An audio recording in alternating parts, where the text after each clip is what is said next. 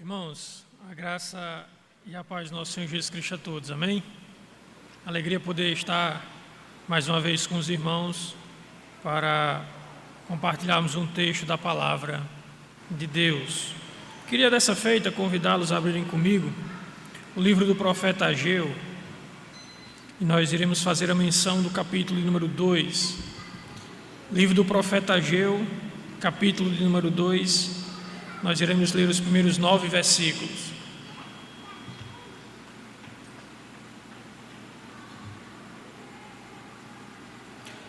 Diz assim a palavra de Deus: No reinado de Dario, no 7º mês, no 21º dia do mês, a palavra do Senhor veio por meio do profeta Ageu, dizendo: Fale agora a Zorobabel, filho de Salatiel, governador de Judá, e a Josué, filho de Josadac, sumo sacerdote, e a todo o remanescente do povo, dizendo: Quem de vocês que tenha sobrevivido contemplou esse templo na sua primeira glória? E como vocês veem agora, por acaso não é como nada aos olhos de vocês? Mas agora o Senhor diz: Seja forte, Zorobabel, seja forte, Josué, filho de Josadac, sumo sacerdote, e vocês, todo o povo da terra, sejam fortes, dizendo: Trabalhem, porque eu estou com vocês, diz o Senhor, segundo a aliança que fiz com vocês quando saíram do Egito. O meu espírito habita no meio de vocês, não tenham medo. Pois assim diz o Senhor dos Exércitos: daqui a pouco, mais uma vez eu farei tremer o céu e a terra, o mar e a terra seca. Farei tremer todas as nações, e serão trazidas as riquezas de todas as nações, e encherei esse templo de glória, diz o Senhor dos Exércitos. Minha a prata e meu é o ouro, diz o Senhor dos Exércitos, e a glória desse novo templo será maior do que o primeiro, diz o Senhor dos Exércitos, e neste lugar eu darei a paz, diz o Senhor dos Exércitos. Meus irmãos, nessa noite eu queria, como está aí no tema, falar sobre perseverando em meio às adversidades. E meus irmãos, ser um cristão nunca foi fácil e nunca vai ser. Não é apenas pela maldade lá fora, de vivermos em um mundo que foi corrompido e danificado pelo pecado, onde as relações são marcadas pelo erro, onde governos criam leis que são contra a palavra de Deus, onde todo um sistema do mundo, ele é feito, ele é criado e ele é manipulado para fazer com que os cristãos tenham dificuldades de viver a sua fé baseada nas Sagradas Escrituras. Existem pessoas que enaltecem, por exemplo, o aborto, votam em políticos que defendem tal prática, pessoas que nem sequer avaliam que a vida ela é sagrada e criada por Deus e que, portanto, deve ser preservada. No nosso mundo, o lugar mais seguro para uma criança deveria ser o ventre da sua mãe, mas nem mesmo lá, por causa de um mundo corrompido, por causa de leis contrárias à palavra de Deus, mesmo o útero de uma mãe ainda é um lugar perigoso para uma criança. Mas não basta só a maldade lá fora, há também, meus irmãos, a maldade aqui dentro. E quando nós olhamos, meus queridos, para esse texto, nós percebemos que também há maldade no nosso próprio coração, assim como havia no coração daquele povo. Infelizmente, algumas vezes o nosso coração ele vai nos inclinar para o lado errado da coisa. Nós temos uma tendência natural, desde a nossa mais tenra idade, a procurar fazer aquilo que é contrário à palavra de Deus.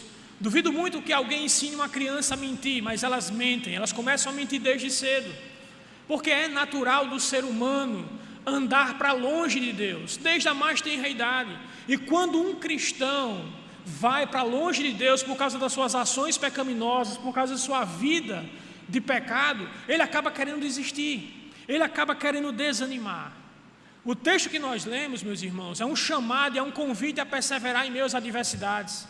Nós temos aqui na nossa frente um povo que havia pecado contra Deus, um povo que havia abandonado o culto ao Deus verdadeiro e tinha se voltado aos ídolos das nações que viviam ao redor deles. Como consequência disso, Deus levantou o Império Babilônio e ele entrou em Jerusalém, destruiu Jerusalém e levou vários daquele povo cativo para a região da Babilônia. Mas Deus havia feito uma promessa. Deus havia dito por meio do profeta Jeremias que um dia, depois de 70 anos, na Babilônia, escravizados, longe da sua terra, Deus faria com que eles voltassem para a sua terra. Mas ao voltar para aquela terra, meus irmãos, ele não encontra a terra desocupada, foram 70 anos. Outros povos entraram naquela terra, e quando eles voltaram para reconstruir a sua cidade, para reconstruir a sua casa, para reconstruir a sua religião, o templo, haviam pessoas ali, e essas pessoas não queriam deixar que os donos da terra possuíssem a terra que era deles por direito, e começaram a atrapalhar a reconstrução. Basta não apenas os problemas financeiros da reconstrução, reconstruir toda uma cidade, a partir do zero. Os inimigos também estavam ali rodeando, tentando de diversas formas desanimar, desestruturar o sonho daquela nação, o sonho daquele povo de ter a sua cidade reconstruída. E no meio de todas aquelas adversidades, o povo começa a desanimar e a obra ela para. A obra ela para. E então o profeta Ageu, ele usa de um artifício, meus irmãos, o maior de todos os artifícios, para nos encorajar, em meio às nossas inúmeras dificuldades, para ser um crente, para ser um cristão, a nós perseverarmos. Ageu diz para aquele povo, ainda tanto no capítulo 1, dos versos 14 e 15, como também agora, que Deus estava no meio deles. O Senhor era por eles, o Senhor estava com eles. Portanto, eles tinham motivos suficientes para perseverarem na fé. Ageu faz questão de dizer que Deus estava com eles, Deus estava a favor deles, porque antes de irem para a Babilônia, devido aos seus pecados, Deus havia dito também por Jeremias, o profeta Jeremias, que ele estava contra eles, mas agora a situação mudou. Deus agiu com misericórdia na vida de um povo que não merecia, deu uma nova oportunidade de recomeçar, e garantiu que ele estaria com eles, para que eles pudessem terminar a obra que ele havia chamado aquele povo para concluir. E olhando para esse texto, meus irmãos, lembrando desse encorajamento de Ageu, de que Deus habita no meio do seu povo, eu queria falar sobre 3 verdades, sobre essa presença maravilhosa, que nos ensina, que nos ajuda a perseverar em meio às adversidades. Em primeiro lugar, se Deus está conosco, se Deus está no nosso meio, se Deus está em nossa vida, somos encorajados a trabalhar, somos encorajados a perseverar. Se vocês olharem comigo os versos 3 a 5, veja que Deus, ele está dizendo para aquele povo, ser forte, mãos a obras, trabalhar, porque ele estava com ele. Ele diz claramente, chama aquele povo para ser forte. Meus irmãos, no capítulo 1, Deus havia levantado o profeta Ageu, porque aquele povo inicialmente havia negligenciado a casa de Deus. E como a irmã muito bem leu, a irmã Hortência aqui, o povo começou a deixar de fazer a obra da reconstrução e começou a cuidar das suas próprias casas, dos seus próprios afazeres.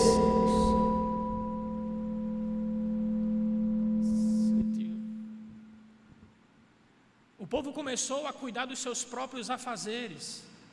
O povo havia negligenciado a ordem de Deus de reconstruir e estava cuidando cada um da sua própria casa. E eles diziam algo bem interessante. Eles diziam que devido às muitas dificuldades para a reconstrução do templo, o local de adoração a Deus, se havia tanta dificuldade é porque não era o momento certo de construir. E então Deus rebate. Será que é tempo de vocês viverem em casas luxuosas, construírem casas luxuosas, cuidarem da própria vida, enquanto a minha casa, o local onde eu sou adorado, esteja em ruínas? E então o povo começa a trabalhar, mas quando eles começam a trabalhar, os inimigos vêm novamente e começam a tentar impedir a obra. E o que é que acontece? Eles desanimam de novo. Então no capítulo 2, Deus está chamando de novo o povo a começar. Deus está encorajando, Deus está levando o povo a refletir, está encorajando o povo a perseverar, a continuar a fazer a obra dele. Note, meus irmãos, como esse povo aqui, ele é fácil de desanimar. A pregação do capítulo 1 para essa pregação do capítulo 2 de Ageu não passou nem sequer 30 dias. Não passou nem sequer 30 dias. E o povo já estava desanimando. E sabe qual era a fonte do desânimo daquele povo? Você vai ver no capítulo 3, no verso 3, 4 e 5. Vários dos velhos dos anciões daquele povo, que haviam visto a construção do primeiro templo, cheio de ouro, cheio de prata, com toda a beleza, como é descrito lá no livro de Crônicas, o templo que Salomão erigiu, começou a olhar para aquele templo ali sendo começado a construir, e a pobreza dos recursos que eram investidos no templo, e eles começaram a chorar, e eles começaram a ficar desanimados, e o desânimo dos mais velhos começou a infectar, a passar para os mais novos, e eles começaram a desanimar. Então Deus começa a fazer promessas. Não, a glória desse tempo será muito maior do que o outro, muito maior, mãos à obra. Veja que ele diz: mãos à obra, sejam fortes, não tenham medo, pois eu estou com vocês. Meus irmãos, se o nosso Deus está conosco, somos encorajados a perseverar, somos encorajados a trabalhar. Mas infelizmente, na nossa vida, e muitas vezes nas nossas igrejas, tem gente que é como os velhos da época aqui descrito. Estão aqui apenas para dizer que nada vai dar certo, que não adianta. São pessoas que são especialistas em desanimar. Às vezes até dentro da nossa própria casa, o marido quer começar algo novo, e a primeira pessoa que se levanta para botar um balde de água fria é a esposa, quando deveria ser a primeira a encorajar. Existem pessoas que infelizmente estão na nossa vida, e elas são pessoas que estão ali unicamente para nos desanimar, para dizer que não vale a pena, para dizer que não temos como conseguir isso. E muitas vezes a gente foca apenas nessas pessoas, olha apenas para essas pessoas e esquecemos da presença de Deus. Pessimistas, meus irmãos, sempre vai ter. Otimistas são poucos, mas eu não conheço um otimista na face da terra que não seja uma pessoa que tenha o temor de Deus, que reconheça que tudo que ele é e que tudo que ele tem depende de Deus. Quer saber se uma pessoa que não tem Deus é otimista? Basta a maré virar. Mas contra todas as possibilidades e contra todas as adversidades, Jó continuou otimista. Jó continuou confiando em Deus, mesmo depois da perca de 10 filhos, depois de uma doença e depois de todas as suas posses serem consumidas. E no capítulo 19 ele diz uma nota esperançosa: eu bem sei que o meu Redentor vive e no tempo dele ele vai se levantar. E de fato aconteceu. Jó continuou esperando, continuou confiando e foi restaurado por Deus. O que nós precisamos saber é que se Deus está conosco, nós precisamos perseverar, somos encorajados a continuar, apesar das inúmeras dificuldades lá fora ou aqui dentro. Somos encorajados, mas somos muito parecidos com esse povo. A gente escuta belos sermões, como o sermão anterior do capítulo 1 de Ageu. Nós ouvimos a palavra de Deus, nós vemos aqui no domingo, ouvimos a pregação, aquela pregação toca o nosso coração, nos chama a tomar uma atitude, a vivermos de forma diferente. Mas na manhã de segunda-feira, quando as dificuldades do dia elas aparecem, quando a correria do dia aparece, a primeira coisa que nós negligenciamos é a presença de Deus em oração, é o conhecimento de Deus através da leitura da Bíblia. Quando o cansaço durante a semana ele chega devido às nossas lidas diárias, a gente negligencia a comunhão que nós temos na igreja. Meus irmãos, todos nós temos inúmeras dificuldades. O que nós precisamos entender é que temos razão suficiente na presença de Deus para perseverarmos em meio a todas elas. Se você não vê razão para perseverar nesse texto, lembre-se então da intercessão de Cristo por você. O livro de Hebreus, no capítulo número 4, diz que o nosso Senhor Jesus diariamente intercede por nós. Não apenas o Espírito Santo intercede por nós, como Romanos capítulo 8 vai dizer, mas o próprio Senhor Jesus Cristo intercede em nosso favor. E ainda que eu me esqueça de orar antes de dormir, ou quando eu acordar, ou durante o dia, e por mais que eu negligencie esse momento de estar com Deus, estar na presença de Deus, conversando com Deus, Cristo jamais esquece de orar pelos seus. E a razão de estarmos de pé, meus irmãos, nessa noite aqui, ouvindo a palavra de Deus, com saúde, algumas vezes doente, mas ainda vivo, é porque Cristo intercede por nós.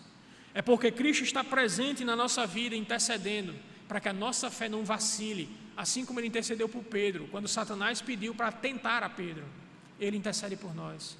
O nosso Deus habita conosco, e se Deus está conosco, nós somos encorajados a perseverar. Mas não apenas encorajados a perseverar, meus irmãos, nós também somos desafiados a confiar. Note que nos versos 6 e 8, o Senhor vai dizer que dele é a prata e o ouro. Como eu falei, os recursos de reconstrução do templo eram caros. Dependia de muito esforço financeiro daquele povo para reconstruir. E então Deus chama aquele povo a confiar na palavra dele. Note que ele está usando aqui linguagem figurada, sobre sacudir os céus e a terra. Ele está falando para aquele povo que ele tem todo o domínio, o braço do Senhor não está encolhido. Ele está disposto a ajudar aquele povo. Quando o profeta Ageu diz que ele sacudirá os céus e a terra, é apenas uma linguagem simbólica para dizer que o nosso Deus tem poder universal. Ele não é apenas o Deus dos judeus, Ele é o Deus de todas as nações da terra. Ele tem todo o poder no céu e na terra para fazer a vontade dEle. Talvez, meus irmãos, aqui a lembrança das investidas daqueles povos que haviam barrado inicialmente, anteriormente à construção, com violência, com engano, ainda estivesse na mente daquele povo. E aquele povo talvez estivesse se perguntando o que seria diferente agora. Será que os inimigos não triunfariam mais uma vez em fazer com que o povo parasse a obra? E Deus está dizendo que não, porque dessa vez Ele estaria movendo os céus e a terra e dando, meus irmãos, condições àquele povo para que eles pudessem reconstruir tudo o que Ele havia falado. Não apenas o templo, mas a vida deles, a casa deles, a nação deles. Deus está prometendo aqui fazer de tudo. Ele está revelando um poder assombroso, o único poder suficiente, meus irmãos, para restaurar aquilo que nós reconhecidamente sabemos que não há mais nenhum esforço humano capaz de mudar. O nosso Deus, Ele é capaz de fazer tudo. E como nós precisamos desse encorajamento, meus irmãos, em um tempo em que nós vivemos, um tempo tão cheio de dificuldades, onde, como eu falei no início aqui, os governos e o mundo, eles agem de forma contrária à nossa fé. Um dia, cedo ou tarde, meus irmãos, nós seremos desafiados a desobedecer decretos imperiais, decretos de governos, leis que foram promulgadas por homens. Um dia chegará o momento em que nós teremos que escolher o temor dos homens ou o temor de Deus. Nesse dia nós somos desafiados por Ageu a confiar, a saber que o nosso Deus controla todos e a tudo que existe nesse mundo. O nosso Deus controla todas as coisas. Quando nós tivermos que desobedecer leis que são contrárias à palavra de Deus, saibamos disso, meus irmãos. O nosso Deus é por nós. Como o próprio Pedro vai dizer, importa primeiramente obedecer a Deus do que aos homens. Obedeça a Deus e deixe as consequências que Ele mesmo resolverá. Talvez esses homens aqui ficassem perguntando de onde viriam os recursos para reconstruir uma obra tão grande. E aí o próprio Deus disse que Ele traria os tesouros das nações. Como aquele povo bem sabia, a tentativa de reconstruir, a tentativa de recomeçar, de colocar de novo a obra que havia sido parada, atrairia o ódio daqueles povos que viviam ao redor deles. E de fato aconteceu isso. E a parte mais interessante foi que eles começaram a defender a casa, defender a obra. Eles trabalhavam com uma colher de pedreiro numa mão e com a espada na outra, de frente para a sua casa, na lembrança de que eles estavam construindo uma nação para os seus filhos. Eles estavam reconstruindo a nação para a segurança de suas famílias. A lembrança de estar de frente para a casa deles, a lembrança de que eles estavam protegendo a família deles, era um adicional para que eles se envolvessem ainda mais na reconstrução. E eles começaram a defender. E com o direito de autodefesa, as coisas mudam. As coisas mudam. E então, aqueles povos ao redor, vendo que não conseguiam vencer pela violência, tiveram uma ideia de vencer pela mentira. E eles escrevem uma carta ao rei da Pérsia, dizendo que eles estavam tentando reconstruir a cidade, construir de volta o templo, colocar as muralhas da cidade de pé, para que eles se rebelassem contra o rei da Pérsia. E então, confiando em Deus, eles continuam trabalhando e a carta vai. Só que quando o rei abre a carta, o rei é instigado a analisar e a verificar os artigos imperiais. E havia um decreto do antecessor dele, o rei Ciro, dizendo que toda a construção da cidade e do templo deveriam ser bancadas com os recursos reais. E o que foi que o rei disse? O rei disse que todos os recursos para a construção do templo e da cidade deveriam partir dos impostos imperiais das nações próximas a Judá e a Israel. Ou seja, os povos que estavam atacando para parar a obra foram obrigados, por causa de um decreto do imperador, a agora financiar. Eles não apenas não podiam mais atacar para fazer o povo parar de construir, mas agora eles tinham que pegar dinheiro dos cofres reais, que eles pagavam impostos, e começassem a dar aos judeus, dar ao povo de Deus, para que o povo de Deus reconstruísse toda a nação. Isso nos ensina, meus irmãos, uma coisa muito básica: que os inimigos do povo de Deus acabam por abençoar o povo de Deus contra a sua própria vontade. Deus controla todas as coisas, Deus usa todas as coisas, e agora Deus está usando, meus irmãos, aquele povo que lutou para que aquela nação, a nação do povo de Deus, não construísse a cidade. Agora eles são obrigados a patrocinar, meus irmãos. Isso nos ensina uma coisa interessante: todos os recursos, meus irmãos, para a obra de Deus, para fazermos a obra de Deus, elas estão nas mãos dos homens. Veja que aqueles homens bancaram a obra de Deus, a reconstrução da casa de Deus, a reconstrução dos muros da cidade do povo de Deus. Isso nos lembra, meus irmãos, de que tudo o que nós temos foi dado por Deus para usarmos em benefício do reino dele. Até a riqueza, até as posses, meus irmãos, de um povo que era inimigo do povo de Deus, foi usado para a glória de Deus.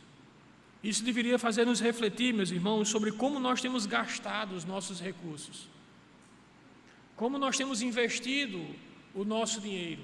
Não estou dizendo aqui que seja errado você gastar os seus recursos em algo para você, em lazer, em uma boa casa, em um bom carro. O que eu estou dizendo é que nós não cometamos o mesmo erro que o povo estava cometendo no capítulo 1, de negligenciarmos a obra de Deus. E quando eu falo de obra de Deus, eu não estou falando apenas do aspecto da igreja. Você providenciar uma boa educação para os seus filhos, uma boa educação moral e intelectual para os seus filhos, é obra de Deus. Você não pode negligenciar isso. Você oferecer conforto e segurança à sua família é obra de Deus também. Agora, também é obra de Deus, meus irmãos, que o reino de Deus se expanda sobre a terra. É por isso que muitas vezes o investimento de algumas mulheres em cosméticos e o investimento em missões acaba revelando onde está de fato o coração delas. O investimento de alguns homens em carros super luxuosos ou em casas super luxuosas e o investimento dessas pessoas em missões, no trabalho evangelístico, investir para que as missões cheguem aos confins da terra, revela também onde está o coração dessas pessoas. Nós devemos tomar muito cuidado e não fazer com que as bênçãos que Deus nos dá se tornem uma maldição e nos afaste da vontade dEle e nos leve para longe da vontade dEle. Então, reflita, meus irmãos, se os ímpios aqui estão usando o dinheiro deles da forma correta, imagine o povo de Deus. Imagine o povo de Deus. Mas em último lugar, meus irmãos, no versículo de número 9, O profeta Ageu diz também que se Deus está no meio do povo, eles não são apenas desafiados a perseverar, e não apenas encorajados a confiar, eles também são incentivados a esperar. Note que o verso 9 ele diz assim: a glória dessa segunda casa será maior do que a primeira. E aqui, meus irmãos, é uma resposta direta àquelas pessoas que nos versículos 1, 2 e 3 estavam desanimando os mais jovens. Eles olhavam para aquela construção simples e diziam: não há nenhuma glória nessa construção. Para quem conhece a história da construção do templo de Jerusalém, quando o rei Salomão vai construí-lo, ele gasta quantidades pesadas de ouro. Havia ouro em tudo que era canto. Inclusive, se dizia que era uma sétima maravilha do mundo antigo. Era algo esplêndido, algo extremamente glorioso por causa da riqueza e da pompa. Mas agora aquele templo era construído não com a mesma pompa. Era mais simples, mais humilde. Mas aí Deus manda que aquele povo perceba uma coisa: que a glória daquele templo ali seria muito maior do que o do primeiro. Agora veja, todas as vezes que glória e paz aparecem nas escrituras do Antigo Testamento juntas, apontam para algo muito maior. Algo muito maior do que o próprio profeta estava enxergando. Nem o profeta e nem o povo estavam enxergando que tipo de glória Deus estava falando ali. Essa glória, ela aparece de fato. E esse templo se torna muito mais glorioso, porque foi nesse templo que Jesus foi apresentado. Foi nesse templo em que o ministério de Jesus foi iniciado. Esse templo se tornou mais glorioso, porque a presença do próprio Deus, feito homem, apareceu nele. É por isso que o tornaria, apesar de mais simples, de uma construção mais simples, mais gloriosa. E isso, meus irmãos, nos ensina que o que dá mais valor ao ser humano, o que cobre o valor do ser humano de glória, de beleza, não é o carro, não é a conta bancária, mas é a presença de Deus na vida dele. O que torna um lugar lindo e maravilhoso é a presença de Deus. Na presença de Deus e por causa da presença de Deus, campos de concentrações foram lugares onde as pessoas perseveraram, mas por causa da presença de Deus. Onde Deus está, onde Cristo está, a presença de Deus, ela é maravilhosa, ela é graciosa, ela tem um poder transformador, de trazer, de endireitar. É isso que o profeta está antevendo, é por isso que ele disse que aquele tempo será mais glorioso, porque um dia, o Deus que se fez carne, que habitaria entre nós, entraria naquele templo. Naquele templo ele seria adorado. A parte mais importante é que diz que nele o Senhor estabeleceria a paz. A única forma, meus irmãos, de ter paz nesse mundo é entrando na presença de Deus por meio de Jesus Cristo. Eu sei que problemas todos nós temos, dificuldades todos nós passaremos, mas existe uma paz que é oferecida ao cristão em meio às adversidades. É a paz de saber que ele habita na presença de Deus por meio de Jesus Cristo. Quando o apóstolo Paulo ele está escrevendo a carta aos Filipenses, ele diz uma coisa interessante a partir do versículo de número do número 6, ele diz: não andeis ansiosos por coisa alguma, antes sejam conhecidas diante de vosso Deus e Pai as vossas orações com súplicas e ações de graças. E aí no verso 7 ele diz: e a paz de Deus, que excede todo o entendimento, guardará o vosso coração e a vossa mente em Cristo Jesus. Essa é uma paz, é a paz que Jesus prometeu, a paz que excede todo o entendimento. Quando ele estava para ser assunto ao céu, quando ele estava para ir para a cruz, ele disse: eu deixo-vos a minha paz, eu não dou a minha paz como o mundo dá. Meus irmãos, o nosso evangelho é um evangelho de paz. Agora, olhando para esse texto, tenham paz no coração e não desprezem, meus irmãos, os pequenos começos. Eu sei que algumas vezes, meus irmãos, a gente no nosso caminho da santificação, nós acabamos cometendo algum pecado que a gente já tinha cometido anteriormente. A gente tinha lutado e aí parece que a gente tinha vencido, mas de uma hora para outra a gente voltou a cometer aquele mesmo tipo de pecado. E infelizmente parece que a nossa mente, ela não se concentra naquelas várias vitórias do passado, mas apenas naquele ato presente. E o nosso coração parece que desmorona. Quando o templo começou a ser construído, começou a ser colocado ali, aqueles anciões desprezaram aquele começo da construção, desprezaram como algo que não teria nenhum tipo de valor. Mas Deus está dizendo aqui que aquele templo seria mais glorioso, e de fato foi. Nós somos ensinados a não desprezar as nossas pequenas vitórias, os nossos pequenos começos. E como é bom lembrar disso, meus irmãos, quando nós estamos lutando contra o pecado. Como é bom lembrar disso. Mas outra coisa também que eu aprendo aqui, meus irmãos, é que não se deixe enganar pelas aparências. Toda uma geração de idosos se enganou, olhando para aquele templo e não vai dar em nada. Não é algo glorioso, mas seria. E às vezes nós nos movemos apenas por aquilo que os olhos veem. Tome muito cuidado. Tome muito cuidado, porque muitas vezes a beleza externa esconde uma maldade interna. E nós precisamos tomar cuidado. Eu sei que algumas vezes, quando nós estamos dentro da igreja, existe ainda, como nós temos o nosso coração ainda não totalmente transformado, e vez por outra a gente dá lugar à nossa natureza pecaminosa, e a gente às vezes acaba se alfinetando. Alguém uma vez até brincou dizendo que a igreja é como uma manada de porco-espinho no inverno.